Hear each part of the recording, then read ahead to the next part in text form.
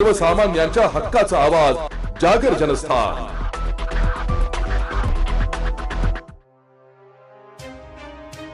धुळे जिल्ह्यातील बाबळ MIDC साठी होत असलेल्या भूसंपादनाचा विषय आता चांगलाच तापला असून वाघाडी बुद्रुक येथील शेतकऱ्यांनी प्रशासनाच्या कथित दडपशाही विरोधात आक्रमक पवित्रा घेतलाय।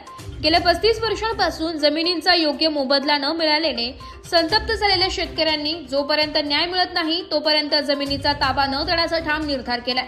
विशेषतः गट नंबर 105 आणि 106 मधील शेतकऱ्यांनी असा आरोप केलाय की कोणत्याही प्रकारची पूर्वसूचना किंवा कायदेशीर मोबदला न देता प्रशासन बळजबरीने JCB आणि इतर यंत्रणेच्या साहाय्याने जमिनी ताब्यात घेण्याचा प्रयत्न करीत आहे। यामुळे परिसरात तणावाचं वातावरण असून पिढ्यानपिढ्या कष्ट करणाऱ्या शेतकऱ्यांमध्ये तीव्र असंतोष पसरलाय।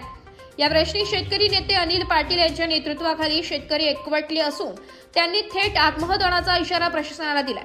आमच्या हक्काच्या जमिनीवर MIDCने अन्यायकारक कब्जा करू नये, अन्यथा आम्ही उपोषण आणि वेळ प्रसंगी प्राणत्याग करण्यास मागे हटणार नाही अशी भावना पीडित शेतकऱ्यांनी व्यक्त केली आहे। 35 वर्षांपासून प्रलंबित असलेला हा भूसंपादनाचा प्रश्न मार्गी लावण्यासाठी जिल्हाधिकाऱ्यांनी तातडीने हस्तक्षेप करून शेतकऱ्यांशी संवाद साधावा अशी मागणी केली जाते। जोपर्यंत प्रत्येक बाधित शेतकऱ्याला कायद्यानुसार मोबदला मिळत नाही तोपर्यंत MIDCच्या एकाही अधिकाऱ्याला पाऊल ठेवू देणार नाही असा इशारा दिल्याने हा लढा आता अधिक तीव्र होण्याची चिन्हे दिसत आहेत। माझं नाव सुनील लिंबा दीक्षित, वाघाडी बुद्रुक, राहणार वाघाडी बुद्रुक। हा गट नंबर 105 आहे। 105 गट नंबर मध्ये आम्हाला शासनाने कुठलाही मोबदला दिलेला नाही। शासन असं दडपशाही करत आहे बुवा, हा जमीन मालका हक्कीप्रमाणे आम्ही आज कापूस इथं लावलेला आहे। जर या कापूस इथं लावलेला आहे तर शासन कुठल्या पद्धतीने ही जमीन आयकवार करत आहे? ही शासन ही जमीन आयकवार कुठल्या पद्धतीने करत? शेतकरीला मोबदला न मिळता तर ही जमीन दादागिरीमध्ये JCB लावून कोकलेल लावून इथे आयकवार करून कंपाऊंड करत आहे।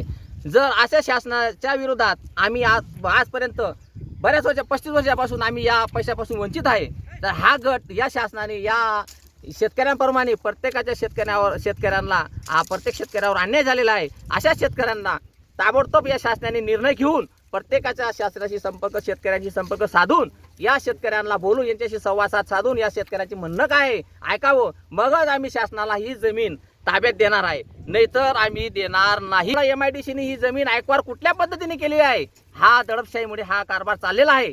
शासन जर कारभार करत असेल तर या MIDC मध्ये या अशा शेतकऱ्यांना कुठल्या पद्धतीने न्याय मिळणार आहे? जर आम्हाला शासन पैसे देत नसेल तर आम्ही ही जमीन आम्ही देणार नाही, आणि जर शासनाने दबाव केला आम्ही इथे आमर उपोषण करू, नाही तर शेतकऱ्यांना जर अन्याय होत असेल। मी वसंत दौलत पाटील, राहणार वाघाडी बुद्रुक। आमचं बाबळेश्वरमध्ये 105 गट नंबर आणि 106 गट नंबर हे दोन्ही गव्हर्नमेंटने ॲक्वायर केले आहेत। त्याचा आम्हाला काहीच मोबदला मिळाला नाही। तरी आम्ही जोपर्यंत मोबदला मिळत नाही तोपर्यंत आमचा लढा चालू जाईल। आम्ही ज्यांनी घेतले त्यांना पण सांगितलं आहे, आणि ते बळजबरी करतायत आणि ते कायद्याचे हे करताय, दबाण आणताय, तर आम्हाला मोबदला मिळाल्याशिवाय आम्ही आमची जमीन ताब्यात देणार नाही।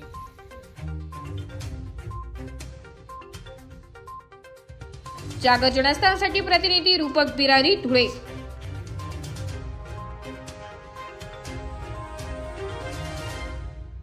एक बात कह दूं, ये वीडियो हर किसी के लिए नहीं है। अगर आप सोचते हैं कि आप YouTube देखकर ट्रेडिंग सीख जाएंगे तो ऑनेस्टली ये वीडियो आपके लिए नहीं है।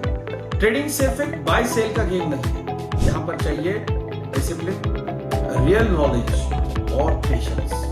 आपको नॉलेज रील्स से नहीं ट्रेनिंग से मिलता है, और हम उन्हीं के लिए हैं जो ट्रेडिंग सीखना चाहते हैं। प्राइस, एक्शन इंडिकेटर और इमोशन कंट्रोल हम आपको सिखाना चाहते हैं। हमारी ट्रेनिंग शुरू होती है सिर्फ 5000 से। ऑफलाइन और ऑनलाइन दोनों ऑप्शंस में आप ट्रेडिंग सीख सकते हैं।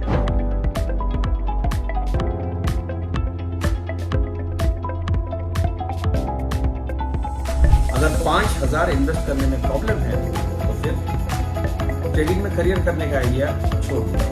अगर आप सीरियस हो, ट्रेडिंग के स्किल को बिल्ड करना है, साइड इनकम बनाना है, आपका फ्यूचर सिक्योर करना है, तो स्टॉल मत करो। फॉर्म भरिए, ट्रेनिंग लीजिए और सही तरीके से ट्रेडिंग के अपने स्किल्स को बेटर कीजिए। और स्क्रॉल करने वालों का क्या है, वो तो शॉर्टकट ढूंढ ही लेंगे। मार्केट उनका भी ख्याल रखें।